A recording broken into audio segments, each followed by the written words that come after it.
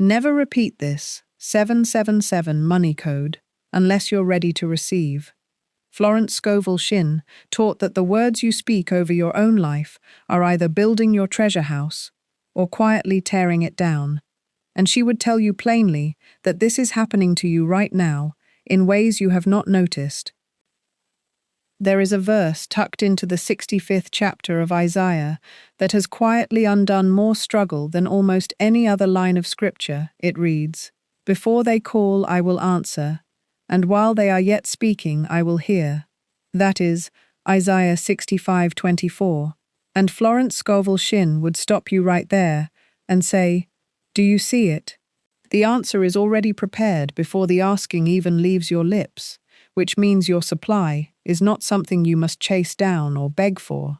It is something already spoken into existence and simply waiting for you to come into agreement with it. And this is the secret, hiding inside every so-called money code. It was never a spell to summon something new. It was always a remembering of something already true. So before we go further, say this with me, out loud if you can. I am ready to receive. My supply flows to me now. My word is my wand. And again, I am ready to receive. My supply flows to me now. My word is my wand. Now, if something in you just went quiet while you said that, you are not alone. So many of you have repeated affirmations for years and felt nothing shift, and that is exactly what we are going to unravel today. So before we continue, type the 2 words God supplies down in the comments. Let it be your small seal on this teaching, a little declaration that you are done chasing and ready to receive. The first key is this. The 777 money code was never about the repeating, it was always about the readiness. You can say a phrase 7 times, 7 mornings in a row, and if the consciousness behind it has not shifted, you have only exercised your voice, not your faith. Florence Scovel Shinn taught that words spoken without conviction are like seeds thrown onto pavement. They may be good seeds, but nothing beneath them is prepared to receive them. Think of the person who repeats, "I am prosperous" every single morning, while opening their banking app with a knot of dread in their stomach. The mouth says one thing, and the whole body believes another, and the state that is believed is always the state that answers. There was a young man who spoke this very code faithfully for weeks. 7 mornings, 7 repetitions, and yet every evening he sat at his kitchen table, sorting unpaid bills into neat little stacks, sighing over each one, and quietly deciding in his heart that nothing was really changing. He could not see that the sorting and the sighing were also a kind of speech, a louder speech than the one he offered at dawn, and the universe, faithful as it always is, simply answered the loudest voice in the room. This is the trap so many fall into, mistaking the mouth's motion for the heart's agreement, thinking that if the words are said often enough, readiness will eventually catch up on its own. But Florence Scovel Shinn taught that it works the other way entirely. The readiness must come first, quietly, privately, in the secret room of your own belief, and only then does the repeated word have solid ground to fall upon.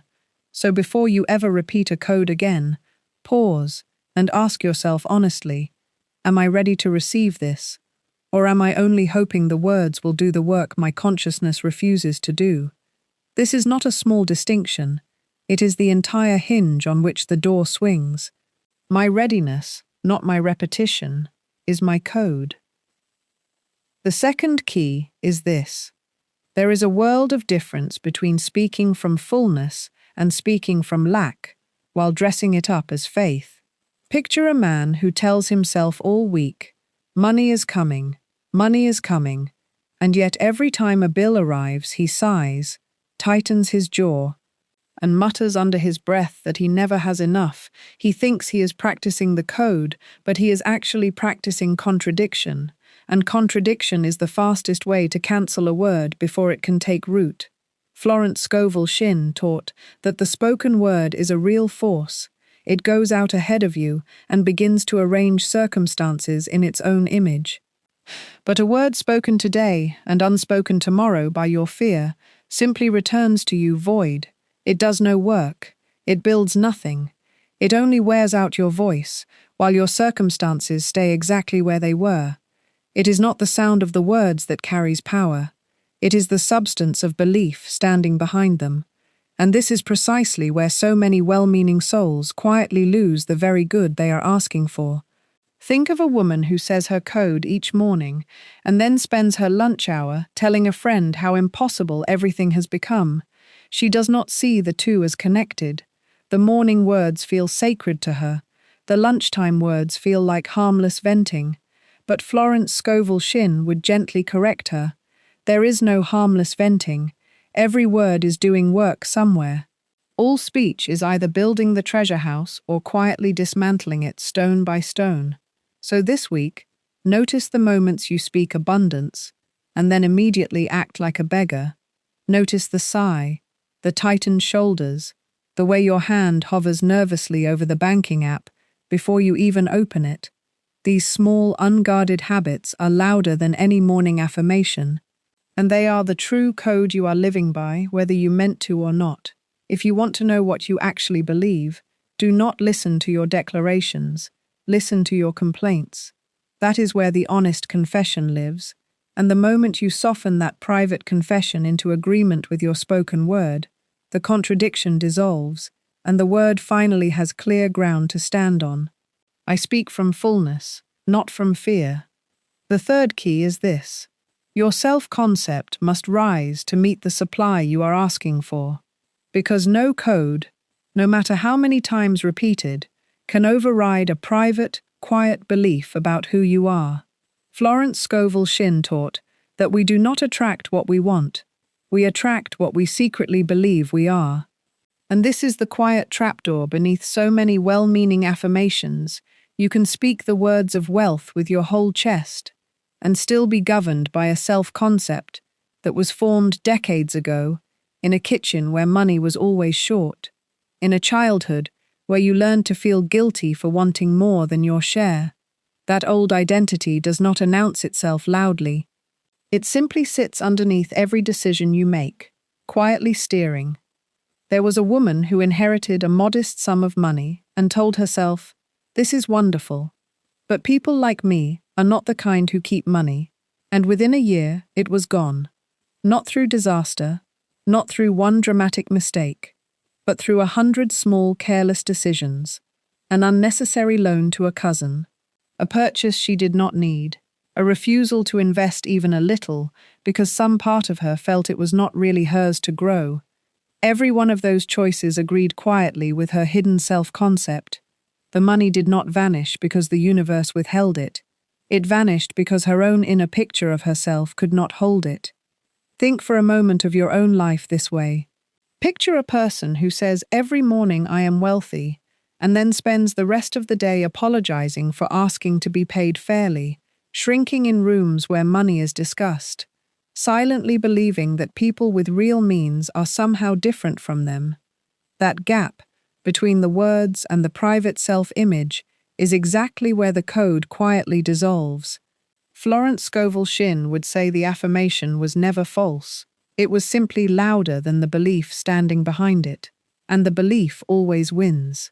So before you speak any code for wealth again, sit quietly for a moment and ask yourself honestly, do I see myself as the kind of person who already has this, who moves through the world as one who is naturally provided for?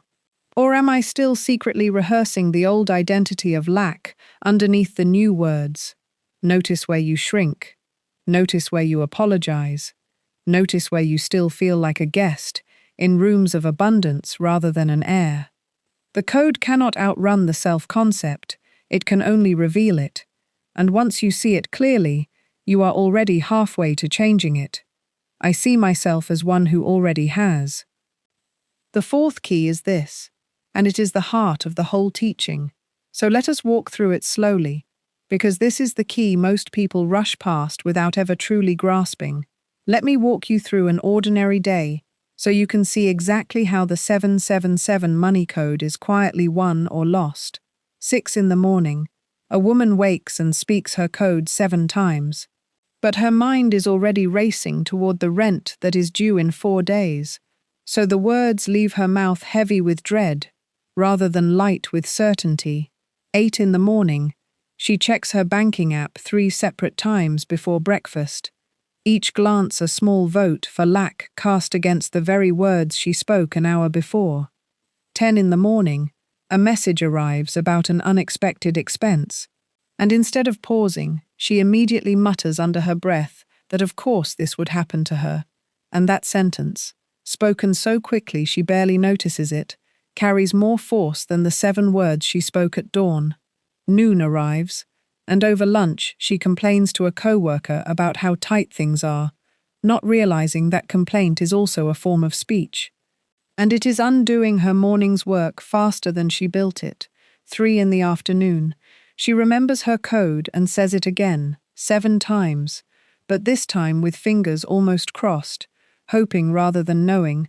5 in the afternoon, she scrolls past someone online, speaking easily of abundance, and a small ache of doubt rises in her chest, though she says nothing aloud. 9 at night, exhausted, she mutters to herself that it never seems to work for her, and that single sentence, spoken in weariness, often carries more weight than all the affirmations of the entire day combined. Now picture a different day. Same woman, same 7 words, but this time she wakes and speaks them slowly, deliberately, feeling the words settle in her body rather than rushing past her lips, and then goes about her day refusing to check the account out of anxiety, refusing to voice complaint, treating small interruptions as none of her concern.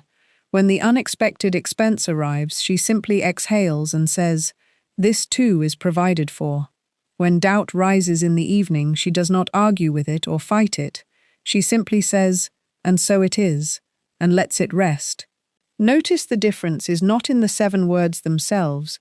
They were identical both days. The difference was entirely in what happened in the many hours surrounding them. Florence Scovel Shinn taught that the 7th day of rest is not a calendar day, it is a state of consciousness, a willingness to stop striving and let the word do its quiet work underground, the way a seed does, before it ever breaks the surface. No farmer digs up the seed each afternoon to check on its progress. He plants it, waters it, and then leaves it alone to do what seeds already know how to do. Yet so many of us speak a word of supply in the morning, and then spend the rest of the day digging it back up with worry, checking on it, questioning it, wondering aloud if it is really working. This is the true meaning hidden inside the 777 money code. It was never about the sound of 7 repeated 3 times. It is the readiness to rest 7 times over, in the morning, in the afternoon, in the evening, until doubt has nowhere left to stand. Rest here does not mean passivity. It means a settled trust that allows the word to work without your constant supervision. The way you trust a letter has been sent once it leaves your hand. You do not chase the mail truck down the street to make sure it arrives. You simply trust the process and go on with your day. This is exactly the trust Florence Scovel Shinn asked her students to practice with their spoken word. Speak it once with conviction, and then release it completely. Let it go the way you would release a bird from your open hand, not gripping it, not calling it back to check on it, simply trusting it knows the way. I let the 7th day of rest teach me to trust before I see. Take a breath with me for a moment. If this teaching is meeting you right where you are, subscribe so the next one finds you gently. There is more waiting to be unfolded, and I would love for you to be here for it. The 5th key is this: stop measuring your supply against anyone else's. Comparison is a quiet thief that will undo a perfectly good code faster than almost anything else. You see someone online speak of manifesting a windfall, and suddenly your own steady, quiet blessings feel small and unworthy by comparison. But Florence Scovel Shinn taught that each soul draws from the one infinite supply according to its own faith, not according to another's timeline or another's number. Think of 2 gardens planted the same week, one bursting early with quick blooms, the other taking its time beneath the soil, quietly building deeper roots. The slower garden is not failing, it is simply working on a different schedule. And no gardener worth anything digs up a seed early just because a neighbor's seed sprouted first. There was a woman who watched a friend receive a sudden inheritance while her own supply came steadily, modestly, one small opening after another, and for weeks she felt strangely behind, as though her own good were somehow less real because it did not arrive with the same drama.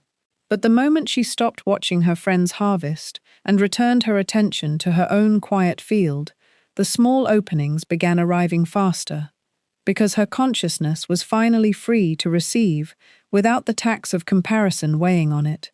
Your supply is not late simply because someone else's arrived first. It is not smaller simply because it looks different. It is not behind simply because it is quiet. My supply is mine alone, and it is enough. The sixth key is this. The code does not live only in the 7 repetitions you set aside each morning. It lives quietly in every idle word you speak the rest of the day.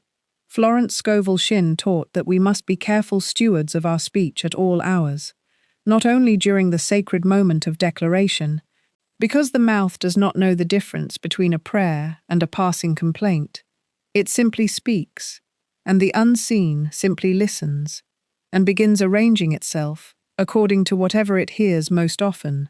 Picture the same woman from before, faithfully repeating her words at dawn, feeling strong, feeling certain, and then by mid-morning she is standing at the coffee machine with a co-worker, laughing lightly about how broke everyone seems these days, telling a small joke about her own empty wallet just to fit into the conversation. She does not realize that this careless little joke is also seed, and it is being planted in the very field she is trying so carefully to cultivate for herself. By lunchtime, she is texting a friend, "Ugh, I am so broke this month," sent lightly, almost affectionately, the way old friends tease one another. And yet Florence Scovel Shinn would say that word did not know it was only teasing. It went out and did its quiet work exactly as faithfully as the 7 words spoken at sunrise. By evening, standing in line at the grocery store, she sighs at the total and mutters that prices are going to be the death of her. 4 small sentences, spoken across one ordinary day, each one innocent on its own, and yet together they outweigh the 7 words she spoke that morning many times over. This is why so many people repeat a code for months with no visible fruit. Not because the code failed, but because the other 16 hours of their day quietly contradicted it, faster than the 7 words could ever build. Think of it like carrying water in cupped hands across a long field. You fill your palms carefully at dawn, and then all day long you let your fingers loosen without noticing. A drop here at the coffee machine, a drop there over lunch, a drop more in the checkout line, until by evening, the hands that once held so much water are nearly dry, and you wonder why the field never grew. So this week, try something simple. Choose one single day and simply notice your speech the way you might notice your own breathing. Notice the small jokes about being broke, the sighs over prices, the little complaints offered so casually you barely hear yourself say them, and gently replace them, not with forced cheerfulness, but with a quiet, steady neutrality, a simple silence where the old complaint used to live. Let your speech all day long become worthy of the words you speak at dawn, so that the treasury is being filled at every hour, not only the first one. Every word I speak all day is my wand.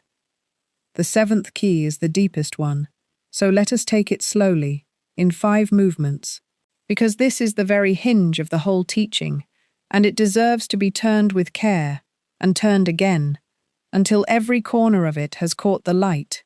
First, consider that the 777 money code was never a summoning, it was always a remembering.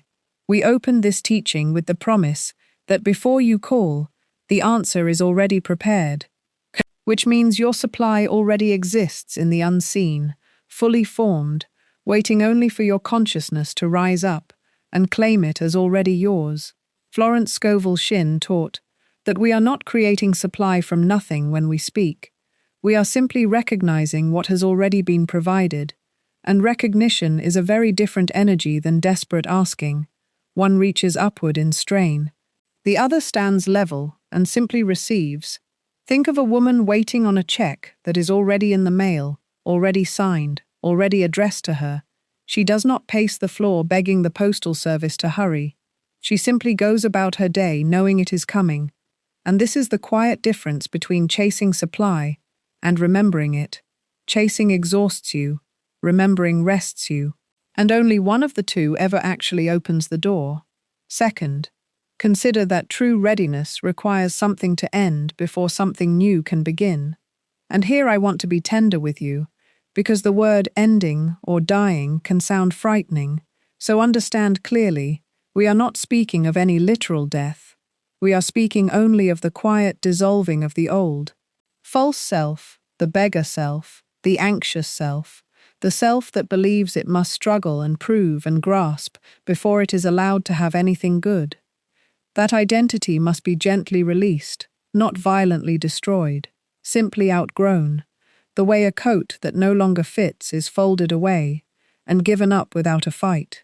There was a man who inherited his father's business.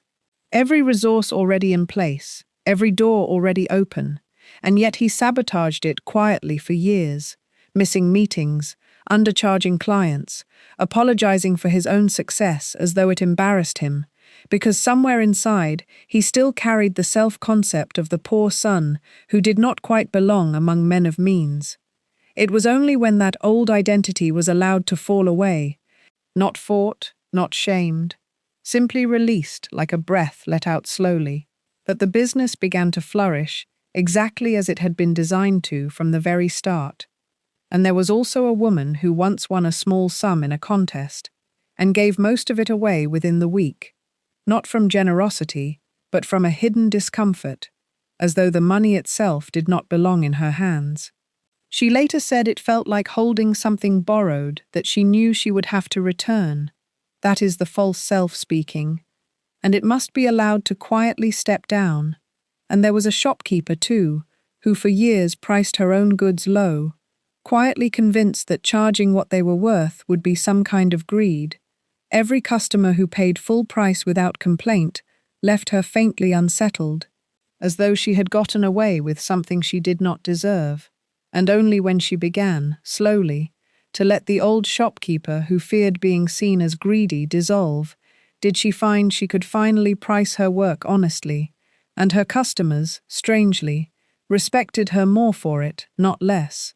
Third, consider what happens after that false self dissolves. Receiving becomes almost effortless. Because you are no longer standing in your own way.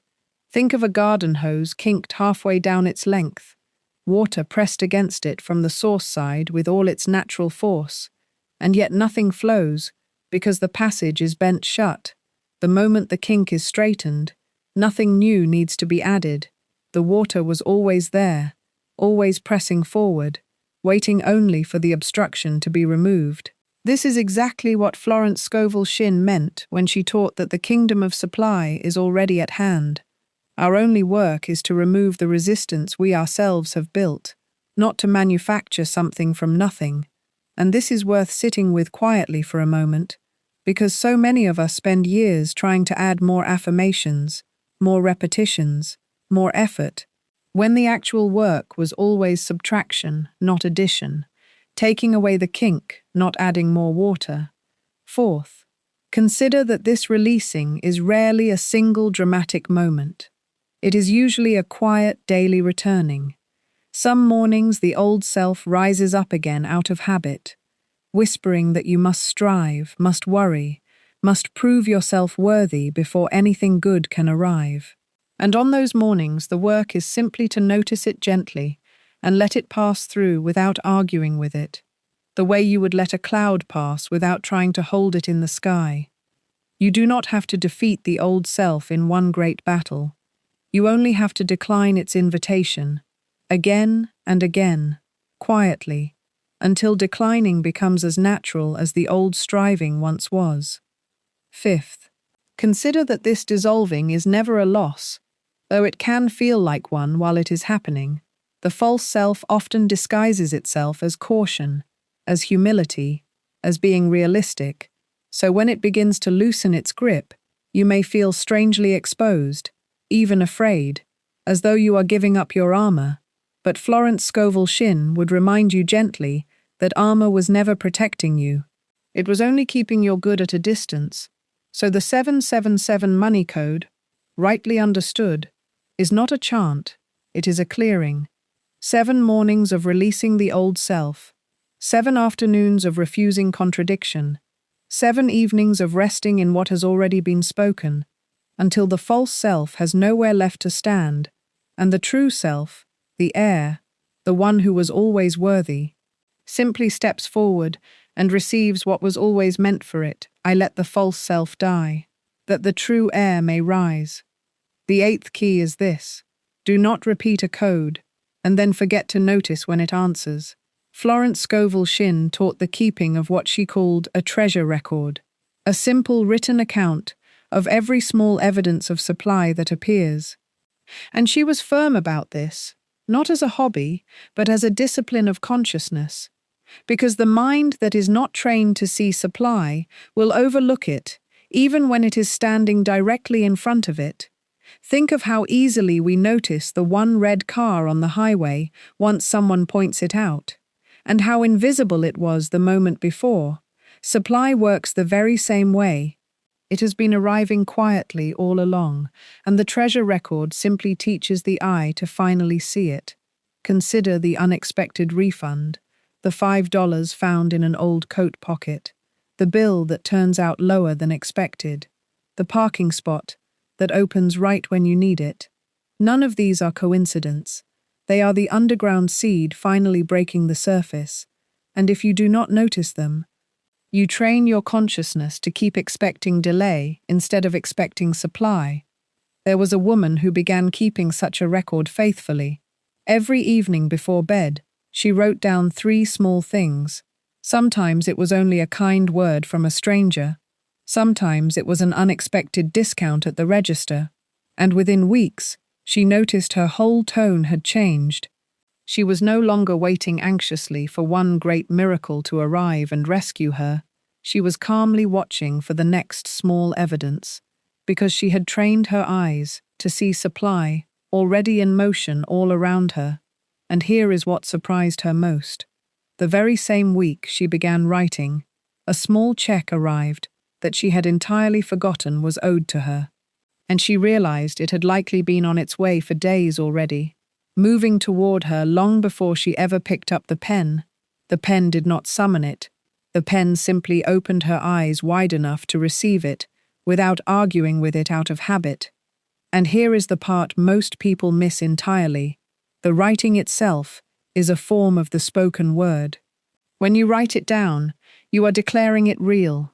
You are saying this counted, this was supply, and I saw it.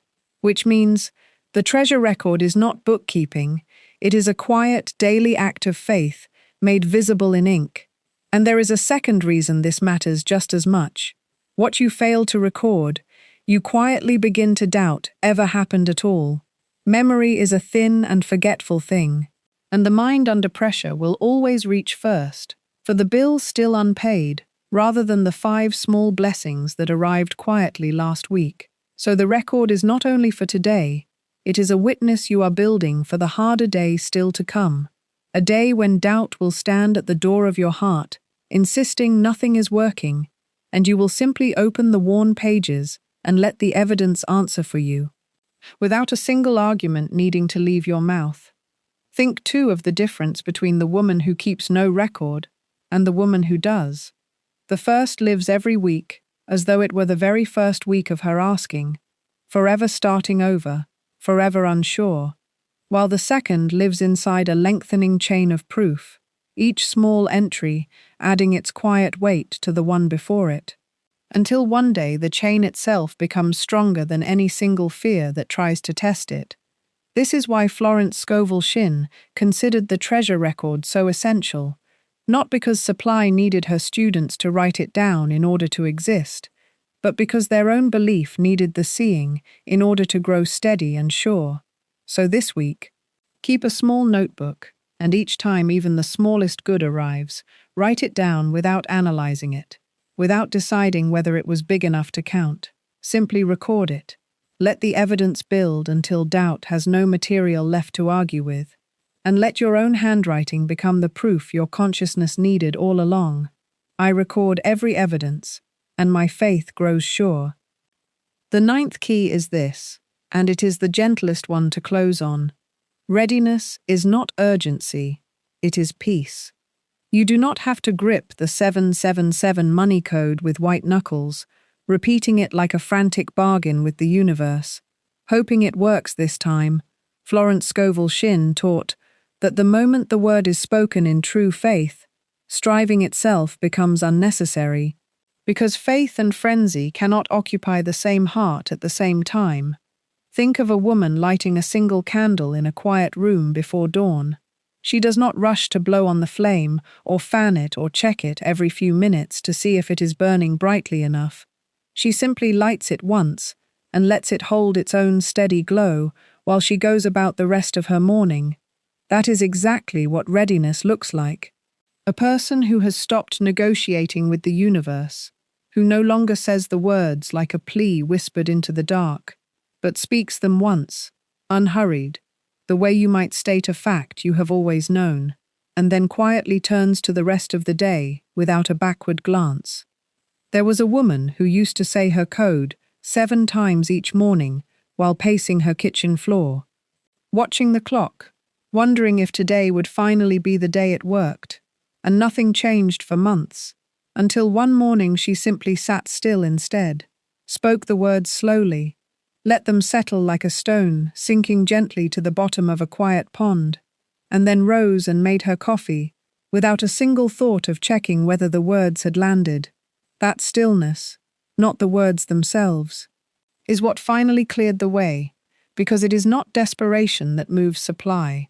Desperation only proves you do not yet believe, and Florence Scovel Shinn taught that supply answers belief, never begging. So let this be the final turning. Never repeat this 777 money code again out of anxious hoping. Only speak it from that settled place of already knowing. The way you would mention the sunrise, certain it is coming whether you watch for it or not, and let that be the whole difference between years of repeating and a single moment of truly receiving. I receive now, in peace, for I am ready. Here is the whole picture. It is not the repeating that moves supply, it is the readiness behind it. It is not the sound of fullness that matters. It is the substance of belief standing behind the sound. It is not comparison that measures your good. It is your own quiet faith that measures it.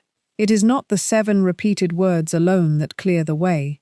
It is the 7 mornings and afternoons and evenings of consistent, contradiction-free living that clear it. And underneath every single key we have opened today lies one single recognition, that all 9 keys were never 9 separate keys at all. They were 9 turns of the very same key, and that key is simply this: your consciousness, gently prepared, quietly emptied of the old self, is the only code that was ever required. And if you are sensing that you want real support in walking this out, week by week, rather than just once, this is exactly what the Overflow Covenant was built for. It is a small, sacred, monthly gathering place where we build this consciousness together, new teachings, guided practices, and a community quietly training itself in readiness and receiving. It is gentle on the heart and gentle on the wallet, and if it is not for you, you may simply step away. No pressure, no strings. The link is in the description below if you feel that quiet pull to go deeper. Say it with me one last time. I am ready to receive. My supply flows to me now. My word is my wand. And so it is. You never needed to repeat a code out of fear. You only needed to become the kind of soul who was ready to receive it.